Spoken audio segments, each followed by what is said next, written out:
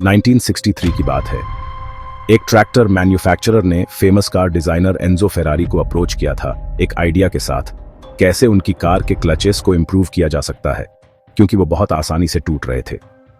Enzo Ferrari ने उस आदमी को डिसमिस कर दिया और बोला, तुम ट्रैक्टर्स बनाओ, कार्स बनाने का काम मुझे ही करने दो। इस बात से वो ट्रैक्टर मेकर एम्बैरेस्ड और गुस्से में आ गया, और उस दिन उसने डिसाइड किया कि अब वो फेरारी को हराएगा।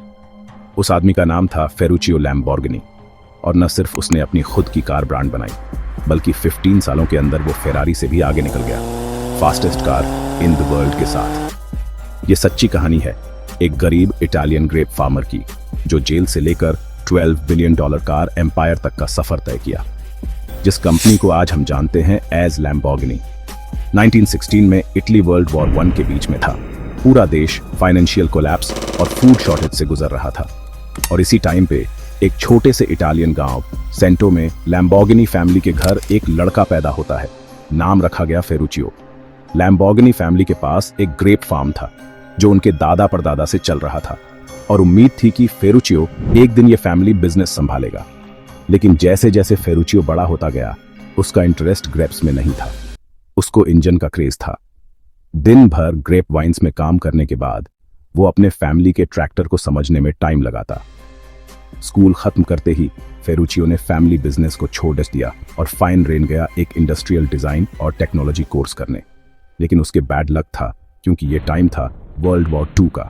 फेरुचियो को रॉयल इटालियन एयर फोर्स में ले लिया गया, लेकिन उन्होंने जल्दी ही समझ लिया कि वो मैकेनिकल जीनियस है, और उसको फ्रंट लाइंस पे नहीं भेजा, बल्कि टैंक्स और ट्रक्स रिपेयर करने भेजा। वॉर खत्म होने के बाद फेरुचियो को जेल में डाल दिया गया, क्योंकि उसने जर्मन्स के लिए काम किया था। जेल में भी उसने अपना पैशन नहीं छोड़ा और एलाइड फोर्सेस के व्हीकल्स रिपेयर करता रहा। जेल से निकलते ही वो अपने गांव लौट आया, लेकिन देश तो पूरी तरह से बर्बाद हो चुका था। फार्मर्स के पास ट्रैक्टर्स खरीदने के लिए पैसे नहीं थे। फेरुचियो ने डिसाइड किया कि सस्ता ट्रैक्टर बनाएगा जो 2 फ्यूल पे चले, पेट्रोल स्टार्ट करने के लिए और डीजल चलाने के लिए। ये रिवॉल्यूशनरी आइडिया था। उसका ट्रैक्टर लैम्बोर्गिनी DL30 एक इंस्टेंट हिट बन गया। अब फेरुचियो के पास पैसा भी था और फेरारी के कार्स का कलेक्शन भी, लेकिन उसको फेरारी के क्लचेस से प्रॉब्लम थी, क्योंकि वो बार बार टूट जाते थे। एक दिन उसने अपनी फेरारी का क्लच खुद ठीक किया, जो उसके ट्रैक्टर के क्लच के पार्ट से मिलता था। जब उसने ये आइडिया एंजो फेरारी को बताया, तो एंजो ने उसका मजाक उड़ा दिया। बोला, तुम ट्रैक्टर्स बनाओ, कार्स छोड़ दो। इस बात ने फेरुचियो को इतना गुस्सा दिलाया कि उसने डिसाइड कर लिया, अब वो स्पोर्ट्स कार्स बनाएगा और फेरारी से बेटर बनाएगा। फिर आई Lamborghini 350 GT V12 engine, 155 miles per hour top speed, दुनिया को शॉक देने वाली डिजाइन। 1964 जिनेवा ऑटो शो में जब ये कार लॉन्च हुई तो सब स्तब्ध हो गए, और फिर लैम्बोर्गिनी म्यूरा ने तो पूरी दुनिया हिला दी। 177 miles per hour top speed और दुनिया की फास्टेस्ट प्रोडक्शन कार बन गई।